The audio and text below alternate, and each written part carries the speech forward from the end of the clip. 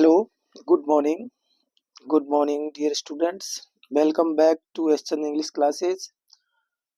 आज हम आपके लिए लेकर आए हैं कक्षा 12 के शॉर्ट कंपोजिशन। और शॉर्ट कंपोजिशन में आपको बता दें कि कक्षा 12 में जो शॉर्ट कंपोजिशन का क्वेश्चन आता है वो 4 अंक का आता है। और इसमें 4 अंक में एक क्वेश्चन के अंदर 2 पार्ट्स आते हैं। उन 2 में से एक को हमें हल करना होता है और वो 4 अंक का होता है। तो देखिए इसमें 4 पार्ट्स कौन कौन से हैं। एक तो है एडवर्टाइजमेंट, दूसरा है नोटिस, और तीसरा एक्सेप्टिंग एंड डिक्लाइनिंग इनविटेशंस, और चौथा पार्ट आर्गुमेंट्स फॉर और अगेंस्ट ए टॉपिक। ये आर्गुमेंट से संबंधित होता है। तो एडवर्टाइजमेंट में विज्ञापन लिखे जाते हैं, नोटिस में एक सूचना लिखी जाती है, और ये एक्सेप्टिंग एंड डिक्लाइनिंग इनविटेशंस हैं, यानी निमंत्रण पत्र के लिए जो रिप्लाई देनी पड़ती है वो है। मतलब ये रिप्लाईज हैं एक्सेप्टिंग एंड डिक्लाइनिंग इनविटेशंस की। और नेक्स्ट है आर्गुमेंट, मतलब तर्क फॉर और अगेंस्ट टॉपिक। एक टॉपिक दे दिया जाता है, उसके पक्ष में या विपक्ष में लिखने के लिए कह दिया जाता है, तो ये हमारा आर्गुमेंट होता है। तो इस तरह से इनमें से कोई 2 एग्जाम में आएंगे। तो मित्रों इस बरस एग्जाम में आने की संभावना है एडवर्टाइजमेंट और नोटिस, क्योंकि जो रिप्लाई है ये एक्सेप्टिंग और डिक्लेयरिंग से संबंधित जो रिप्लाई है ये 2024 की एग्जाम में आ चुकी है, इसलिए ये दोनों एडवर्टाइजमेंट और नोटिस इम्पोर्टेंट है। आर्गुमेंट अभी तक किसी भी साल की एग्जाम में नहीं आया है, तो इसलिए ये तीनों की हमें पढ़ने की जरूरत है। और तीनों में भी अगर हमें मोस्ट इम्पोर्टेंट पढ़ना है तो एडवर्टाइजमेंट और नोटिस, ये दोनों को पढ़ना है। तो आइए देखिए आज हम इस क्लास में एडवर्टाइजमेंट की बारे में पढ़ेंगे। तो देखिए एडवर्टाइजमेंट क्या होते हैं। तो किसी व्यक्ति या किसी व्यक्ति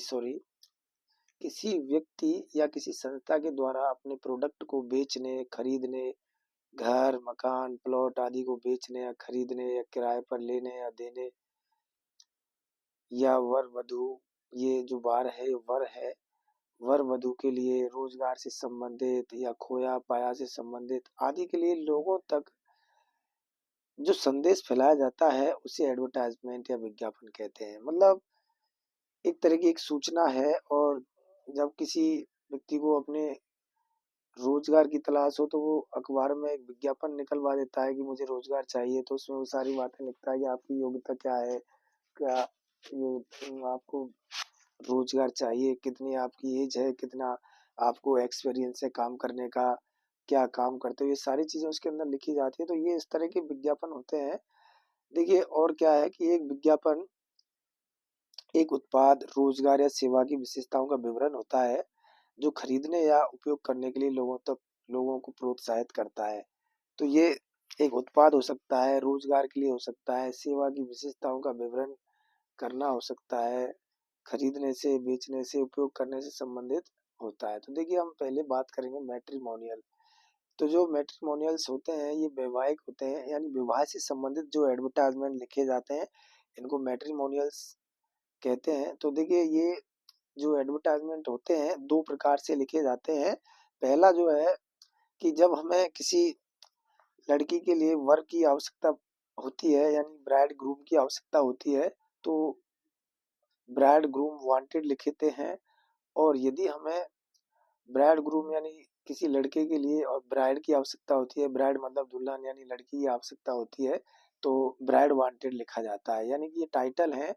अगर हमें लड़की की तलाश है तो ब्राइड वांटेड लिखते हैं, और यदि हमें लड़के की तलाश है तो ब्राइड ग्रूम वांटेड लिखते हैं। तो इस तरह से ये लिखा जाता है।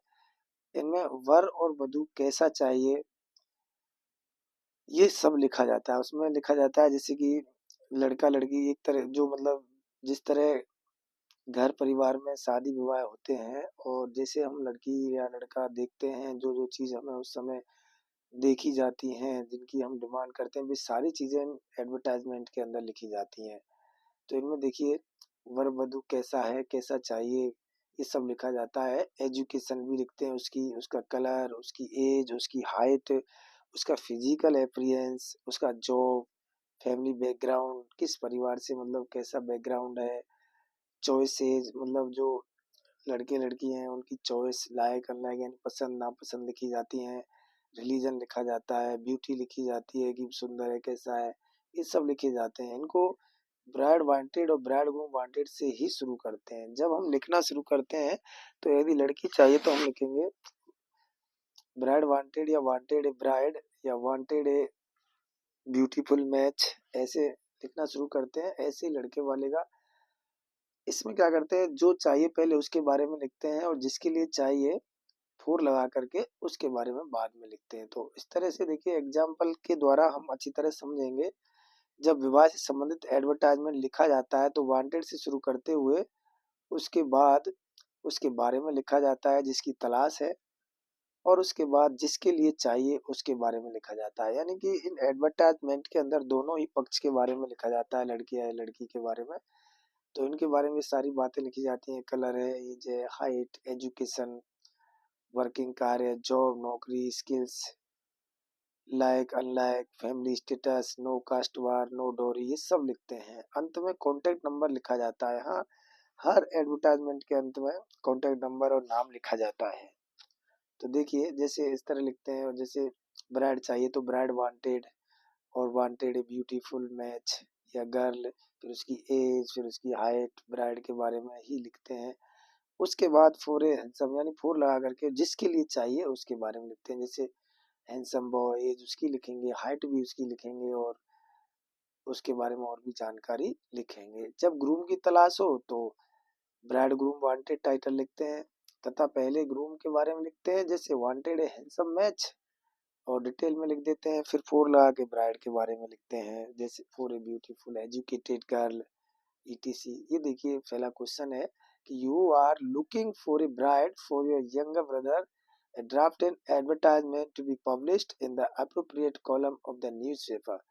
तो यहाँ कह रहा है कि आप एक ब्राइड की तलाश में हो फॉर योर यंगर ब्रदर, आपका जो यंगर ब्रदर है, आपका छोटा भाई है, उसके लिए ड्राफ्ट एन एडवर्टाइजमेंट, एक एडवर्टाइजमेंट तैयार करिए to be published in the appropriate column of the newspaper. यानी न्यूज़पेपर का जो सही कॉलम है, उपयुक्त कॉलम है, उसमें छपवाने के लिए, प्रकाशित करवाने के लिए वह एडवर्टाइजमेंट लिखिए। तो देखिए हमें ब्राइड चाहिए तो यहाँ ब्राइड वांटेड लिख दिया हमने। ब्राइड वांटेड के बाद में अब शुरू करेंगे। यहाँ सबसे पहले वांटेड लिखा, जो चाहिए उसी के बारे में पहले लिखते हैं। वांटेड लिखा, अब हमें ब्राइड चाहिए तो वांटेड ए ब्यूटीफुल मैच, लड़कियों के लिए ब्यूटीफुल मैच लिखेंगे, लड़कों के लिए हैंडसम। ये 5 फीट 4 इंच उसकी लंबाई हो गई, 21 साल उसकी उम्र हो जाती है, तो ऐसे 5 फीट 4 इंच ये इस तरह लंबाई लिखी जाती है। फिर ये उम्र है, फिर इसके बाद ये 21 इसकी उम्र हो ही गई। स्लिम गर्ल लड़की के बारे में लिखा, वेल एजुकेटेड, अच्छी पढ़ी लिखी, गुड मैनर्ड यानी अच्छे तौर तरीके हैं, गुड करेक्टर, अच्छे पात्र की तरह, मतलब एक्सपर्ट इन डोमेस्टिक वर्क, घरेलू कार्य में कुशल, एक गुड हाउस वाइफ, अच्छी मतलब गृहिणी, फैमिली लवर, परिवार से प्रेम करने वाली, from A well reputed family, और उसके फैमिली का जो बैकग्राउंड है वो रेपुटेड है, ऐसा होना चाहिए, for a fair handsome boy. और हमें ये एक फेयर हैंडसम बॉय के लिए चाहिए। अब फोर लगा करके, और यहाँ हम लिख रहे हैं लड़के के बारे में, यानी कैसे लड़के के लिए लड़की चाहिए। तो फॉर ए हैंडसम बॉय, और गवर्नमेंट एम्प्लॉय, यानी कि जो लड़का है वो गवर्नमेंट एम्प्लॉय है, लेक्चरर इन एमजीजीएस जयपुर, जो एमजीजीएस स्कूल है जयपुर में, वहाँ लेक्चरर है, रेपुटेड एंड रेस्पेक्ट फैमिली, लड़के की फैमिली रेपुटेड है, रेस्पेक्टेड है, फादर इज प्रिंसिपल, और लड़के का जो फादर है वो प्रिंसिपल है, मदर इज हाउस वाइफ, माँ जो है वो गृहिणी है, Elder brother is sub inspector, उसका जो बड़ा भाई है वो सब इंस्पेक्टर है। और आगे लिखा नो बैड हैबिट, कोई बुरी आदत नहीं है, नो स्मोकिंग, नो मतलब कोई धूम्रपान नहीं, एंड नो ड्रिंकिंग, ना कोई नशा वशा की बात है, और लिविंग इन जयपुर, जयपुर में रह रहे हैं। और ये भी लिखा है उन्होंने नो कास्ट वार, ये भी लिख सकते हैं हम, नो कास्ट वार यानी जाति का कोई बंधन नहीं है, नो डोरी दहेज का कोई सिस्टम नहीं है, कांटेक्ट करें एट, ये मोबाइल नंबर है और ये उसका नाम है। तो इस तरह से ये जो एडवर्टाइजमेंट है ये ब्राइड वांटेड के लिए है। अब यदि हमें ग्रूम वांटेड यानी कि जो लड़का की जरूरत पड़ती है तो यहाँ हम ग्रूम या ब्राइड ग्रूम वांटेड लिख देंगे, और ये जो हमने फोर के बाद जो डिटेल लिखी है इसको शुरू में लिख देंगे, वांटेड है हैंडसम बॉय, इसको और फिर लड़की के विवरण को फोर के बाद लिख देते हैं। यानी कि ये पार्ट्स जो है, 4 से पहले वाला पीछे आ जाता है और पीछे वाला पहले। तो ये इस तरह। अब देखिए नेक्स्ट क्वेश्चन है, you are looking for a bridegroom for your younger sister, draft an. देखिए सिस्टर की स्पेलिंग थोड़ी मिस्टेक हो गई है, ये प्रिंटिंग मिस्टेक है, तो सिस्टर की जगह सिस्टेट हो गया, आ रहा था यहाँ। तो draft an advertisement to be published in the appropriate column of the newspaper, यानी यहाँ ब्राइड ग्रूम की तलाश में हो आपकी छोटी बहन के लिए, तो एक एडवर्टाइजमेंट लिखिए। तो देखिए यहाँ वांटेड मतलब ब्राइड ग्रूम वांटेड, अब यहाँ वांटेड से शुरू किया, वांटेड हैंडसम मैच। देखिए पहले हमने लड़की के बारे में वर्णन दिया, लड़की चाहिए थी, अब लड़का चाहिए तो लड़का के बारे में लिखेंगे।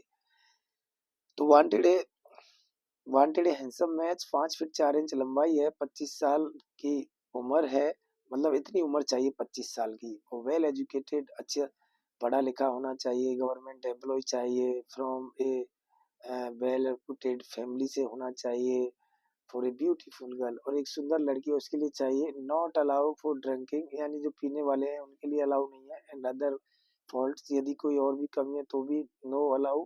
गवर्नमेंट एम्प्लॉय चाहिए, और देखिए ये भी मतलब लेक मतलब गवर्नमेंट एम्प्लॉय के लिए चाहिए, जो कि ये भी एमजीजे जयपुर में लगा है। रेपुटेड एंड रेस्पेक्टेड फैमिली से संबंध रखता है। फादर इज टीचर, उसके पिताजी टीचर है। मदर इज हाउस वाइफ, माँ उसकी गृहिणी है। लिविंग इन जयपुर, जयपुर में रह रहे हैं। और ये भी करेंगे नो कास्टवार और नो डोरी, और यहाँ कांटेक्ट करिए। तो ये इस तरह से ये हमारा दूसरा नंबर का, यानी कि ब्राइड ग्रूम वांटेड। तो कुछ नहीं है, ये 2 एग्जाम्पल याद रख लीजिए, और इनसे हम किसी भी प्रकार का जो मैट्रिमोनियल एडवर्टाइजमेंट आएगा लिख सकते हैं।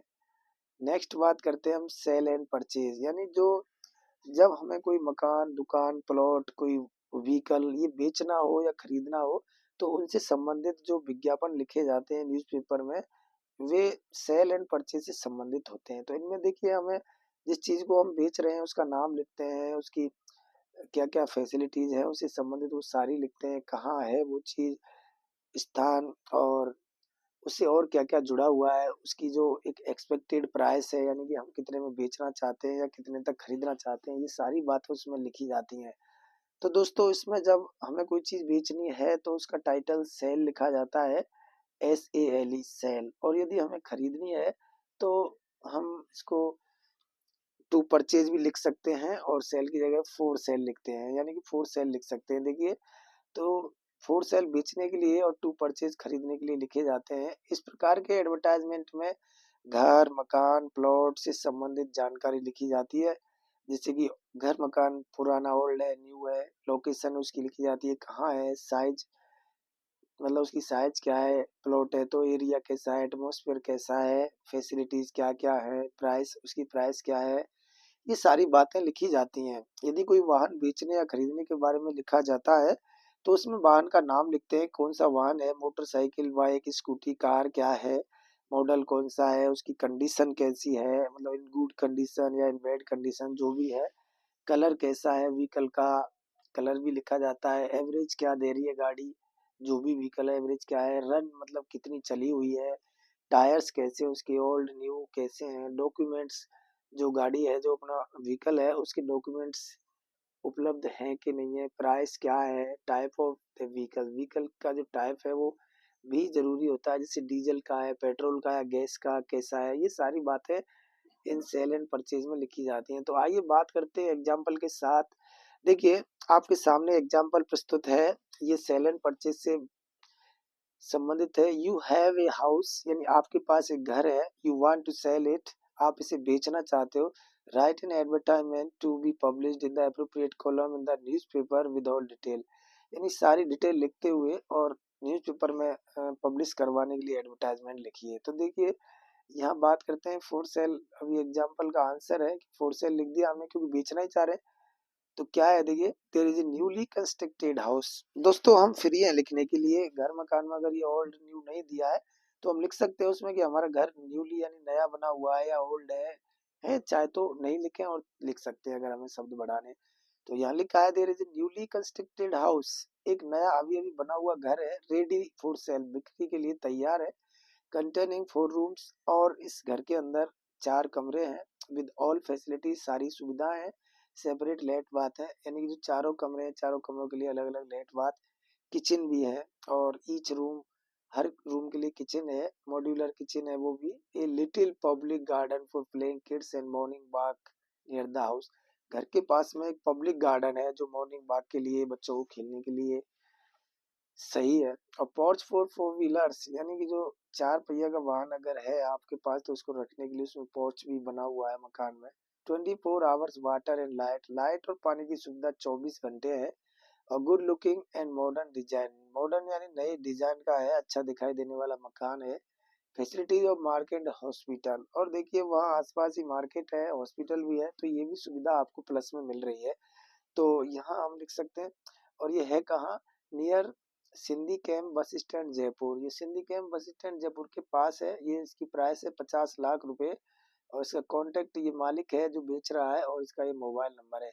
तो दोस्तों याद रखना है कि फॉर सेल हो या फॉर या टू परचेज, खरीदने बेचने वाले दोनों में ही जो भी हम मकान बेच रहे हैं खरीद रहे हैं, तो उसके अंदर कितने रूम है, किचन है, लेट बाथ कैसे है, कहाँ पर स्थित है, पोर्च वगैरह है कि नहीं है, और आसपास कैसा माहौल है, एटमॉस्फेयर कैसा है, और उसके नियर में मतलब हॉस्पिटल, बस स्टैंड या रेलवे स्टेशन की क्या सुविधा है, मार्केट है कि नहीं है। तो ये सारी चीजें इसके अंदर हमें लिखी जाती हैं। आप ये मत सोचिए कि क्वेश्चन में पूछे वही लिखे हैं, हम ये सब अपनी तरफ से लिख सकते हैं और इसमें कोई प्रॉब्लम नहीं है।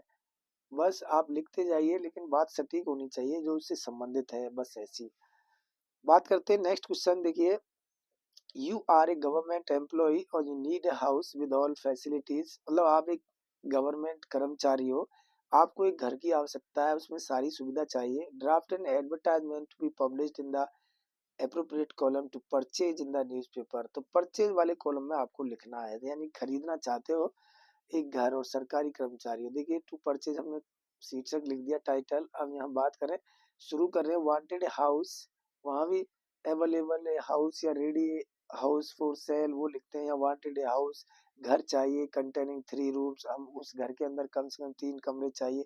इसमें हम लिख सकते हैं 3 to 4, यानी 3 से 4 कमरे चाहिए। विद ऑल फैसिलिटीज, सारी सुविधा होनी चाहिए। 2 किचन, जैसे इन्होंने लिखा कि हमें 2 किचन चाहिए, लेट बाथ भी चाहिए, water and light for 24 hours, यानी कि 24 आवर्स हमें पानी चाहिए और लाइट भी चाहिए। पोर्च फॉर व्हीकल्स, व्हीकल्स के लिए गलियारा भी होना चाहिए, पोर्च। गुड लुकिंग हाउस, घर दिखाई दे, थोड़ा अच्छा डिजाइन होना चाहिए, मॉडर्न डिजाइन का। फ्रेंडली नेबरिंग, और जो वहाँ का पड़ोस है वो मिलनसार होना चाहिए। पीसफुल एटमॉस्फेयर होना चाहिए वहाँ का। A little garden for children in Mohan Nagar Hindaun city, और ये कह रहा है कि हमें अगर वहाँ आसपास एक छोटा मोटा गार्डन हो तो और भी बढ़िया बात है, और हमें ऐसा घर मोहन नगर हिंडौन सिटी में चाहिए। तो ये उन्होंने अपनी तरफ से लिखा है। फिर उन्होंने ये देखिए अपना एड्रेस और प्राइस भी लिखी है, एक्सपेक्टेड कि मैं हम 25 लाख से 30 लाख तक का मकान खरीद सकते हैं, और यहाँ उसका नाम है और ये मोबाइल नंबर है।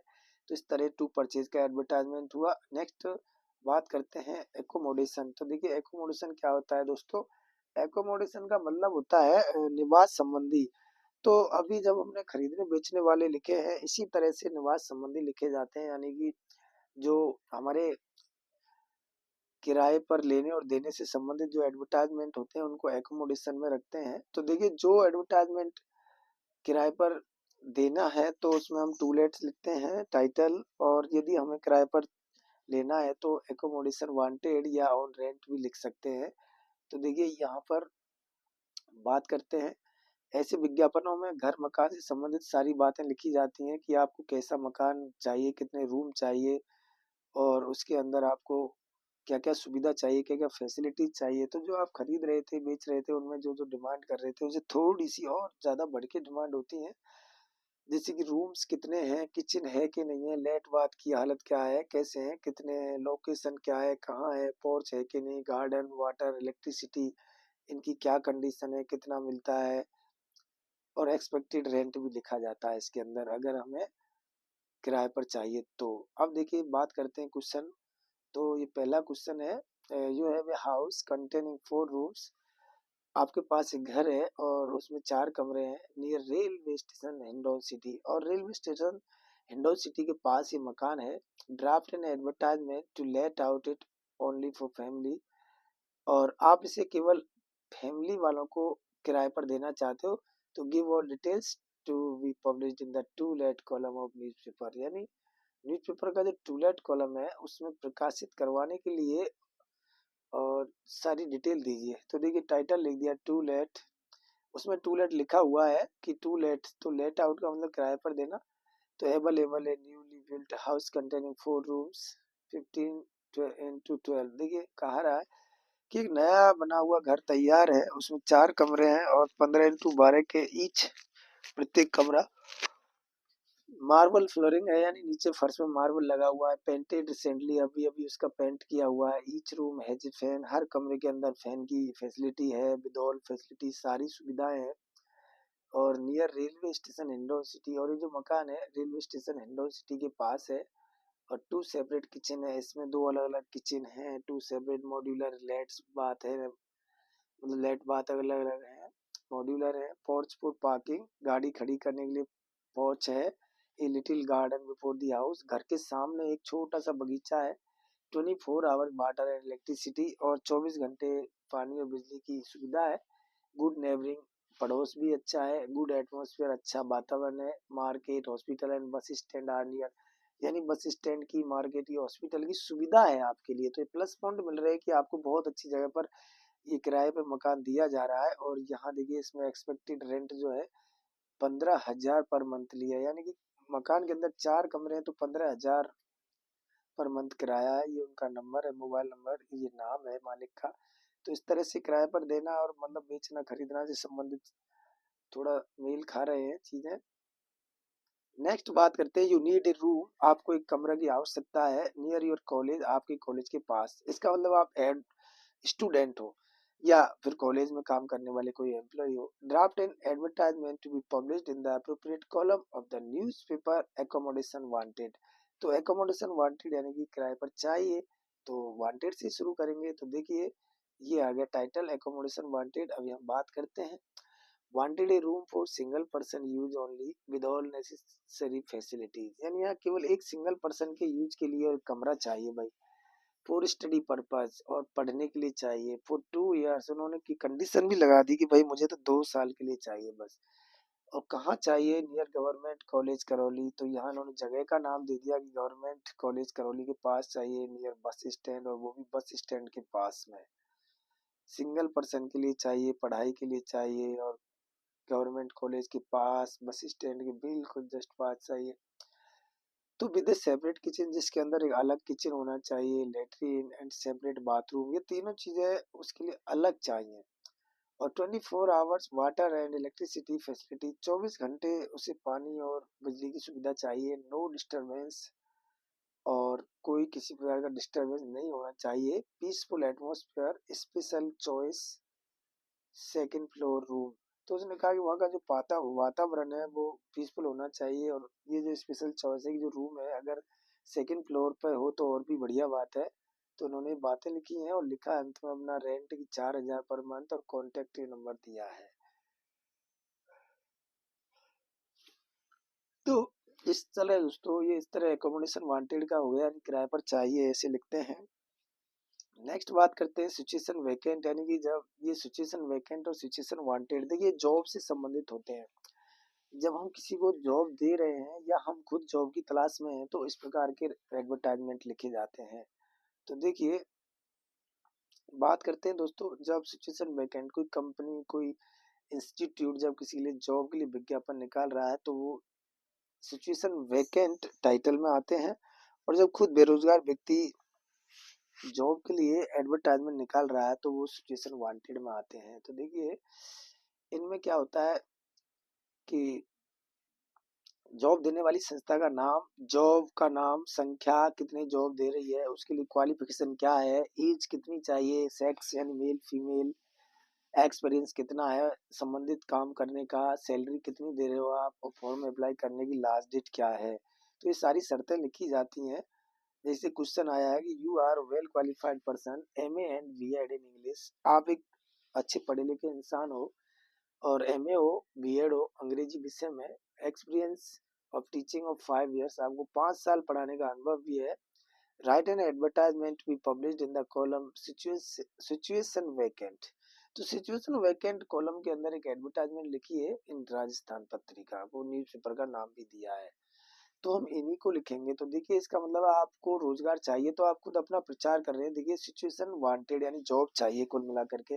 तो well qualified and experience holder searching a job as a teacher, यानी कि एक वेल क्वालिफाइड और अनुभवी और जॉब की टीचर की जॉब है उसके लिए तलाश कर रहा है। तो post graduate with 70% marks in English, अंग्रेजी में जो पोस्ट ग्रेजुएट की है मतलब एम ए 70% अंक है, with with B Ed in English, और जो अंग्रेजी में ही बीएड की है।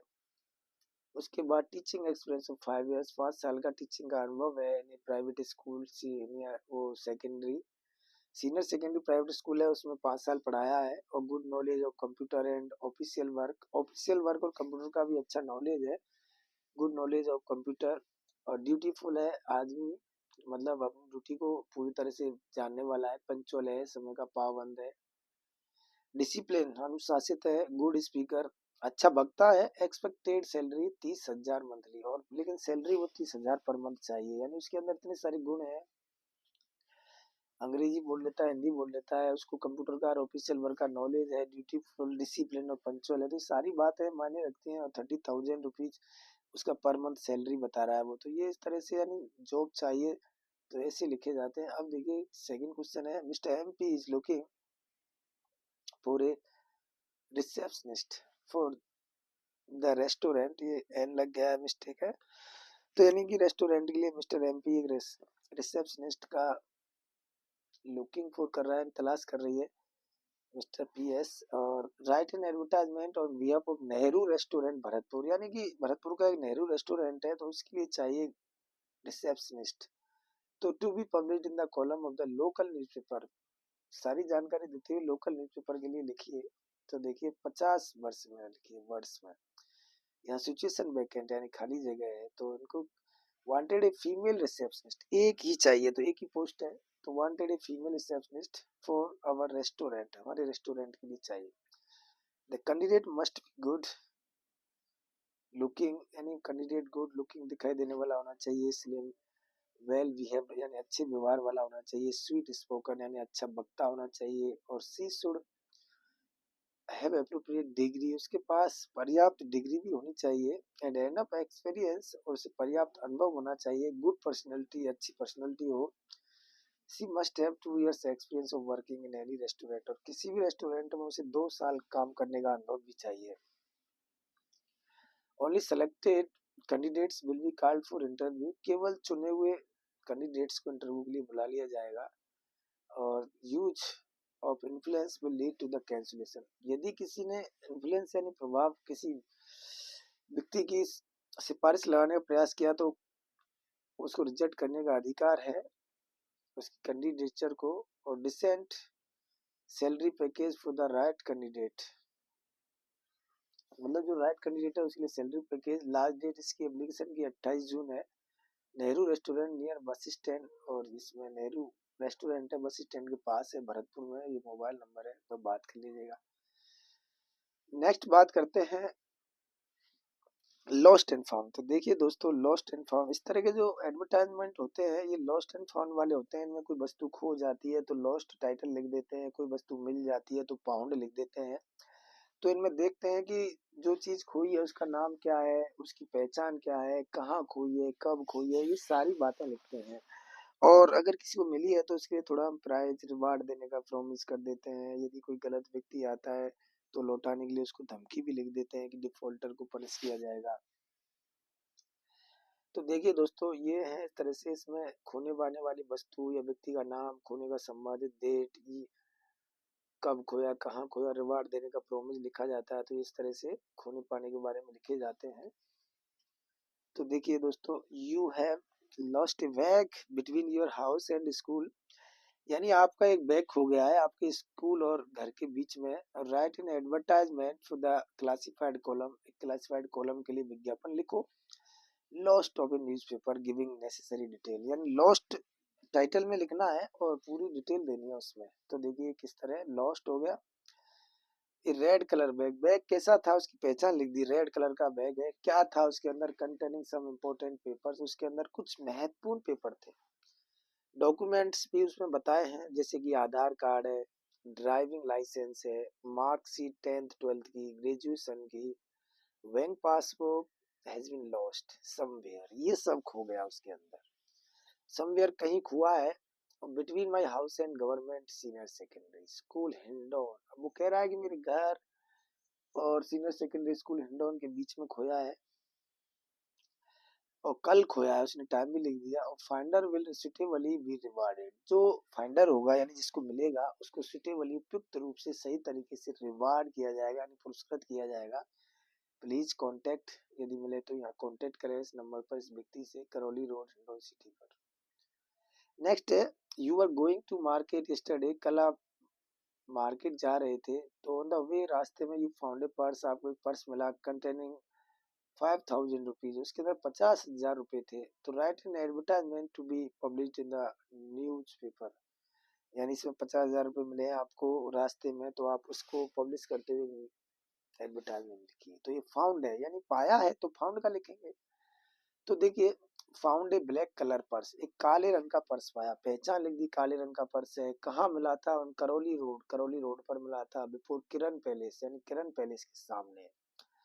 कंटेनिंग, उसके अंदर क्या था? तो containing a good amount of money, उसके अंदर एक पैसे की एक अच्छी मात्रा थी, मतलब खूब अच्छा खासा पैसा रखा था उसके अंदर।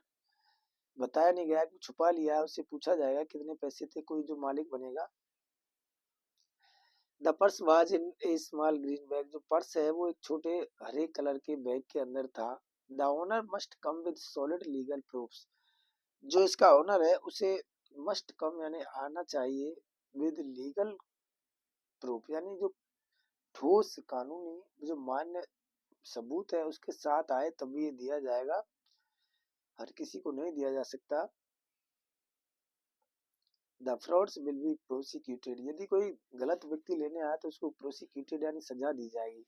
द ओनर में कॉन्टेक्ट, यानी ओनर इस नंबर पर कॉन्टेक्ट कर सकता है, विनय कुमार। तो इस तरह से ये हमारा फाउंड वाला एडवर्टाइजमेंट हुआ। तो दोस्तों इस तरह हमने आज आपको लॉस्ट एंड फाउंड और lost and found, sale and purchase, situation vacant and situation wanted, bride groom wanted, और एक हमने टू लेट और एकोमोडेशन वांटेड संबंधित एडवर्टाइजमेंट पढ़े थे। तो इस तरह आशा करता हूँ कि ये एडवर्टाइजमेंट का जो चैप्टर है आपको समझ में आया होगा। और दोस्तों इस साल के लिए एडवर्टाइजमेंट बहुत ही इम्पोर्टेंट है, और इसके साथ में नोटिस, तो आप इनको अच्छी तरह पढ़ लीजिएगा। और एक बात चलते चलते सुन लीजिएगा कि हमारी क्लास का नाम है एसचंद इंग्लिश क्लासेज, और आपसे ये रिक्वेस्ट है कि यदि आप हमारे चैनल पर नए हो तो please like, subscribe and share the video. Thank you so much for watching. Bye, मिलते हैं नेक्स्ट वीडियो में नेक्स्ट चैप्टर के साथ। Wait for then.